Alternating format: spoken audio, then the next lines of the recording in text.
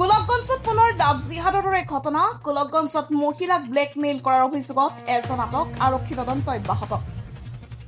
গোলকগঞ্জত এগৰাকী মহিলাৰ এজাহাৰৰ ভিত্তিত আৰক্ষীয়ে আলাউদ্দিন শ্বেখ নামৰ এজন ব্যক্তিক আটক কৰি তদন্ত অব্যাহত ৰাখিছে। উল্লেখ্য যে অভিযুক্তজনে দীৰ্ঘদিন ধৰি মহিলাগৰাকীক বিয়াৰ প্ৰতিশ্ৰুতি দি সম্পৰ্কত জড়িত কৰিছিল। লগতে মহিলাগৰাকীৰ ব্যক্তিগত ভিডিঅ' সংৰক্ষণ কৰি সেইবোৰৰ জৰিয়তে ব্লেকমেইল আৰু ধমকি দিয়াৰ অভিযোগ উত্থাপন হৈছে। সূত্ৰ অনুসৰি ভুক্তভোগী মহিলাগৰাকীয়ে গোলকগঞ্জ আৰক্ষী থানাত এখন এজাহাৰ দাখিল কৰাৰ পিছত আৰক্ষীয়ে তৎপৰতা দেখুৱাই অভিযুক্তজনক আটক কৰে। ঘটনাটো তদন্ত চলি আছে আৰু আৰক্ষীয়ে বিষয়টোৰ বিভিন্ন দিশত অধিক তথ্য সংগ্ৰহৰ বাবে জেৰা অব্যাহত ৰাখিছে।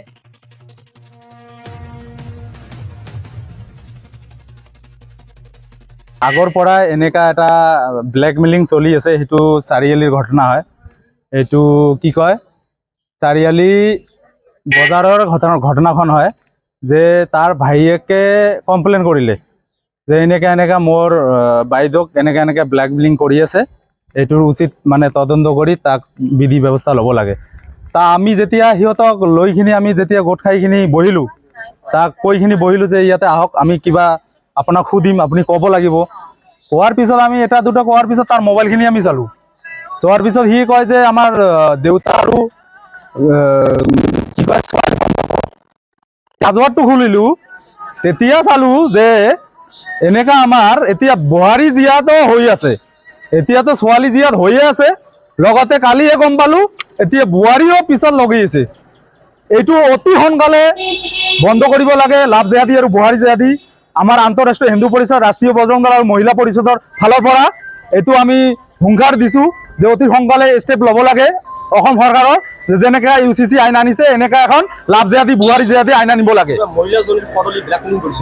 ব্লেকমেইলিং কৰিছে, এইটো আমি OC ছাৰক অৱগত কৰিছোঁ। বাকীখিনি আমি মহিলাজনী বিবাহিত, তাৰ স্বামী ঢুকাইছে। ব্লেকমেইলিংটো তাৰ নাম আছিলে কি আছিলে, আলাউদ্দিন শ্বেখ বুলি নামৰ এজন ব্যক্তি আছিলে। সম্পৰ্কটো আমি দেখা মতে, মোবাইলত দেখা মতে আমি সম্পৰ্ক ক্লিয়াৰ জানা পালোঁ যে ইয়াতে ব্লেকমেইলিঙৰ এটা শিকাৰ হৈ আছে।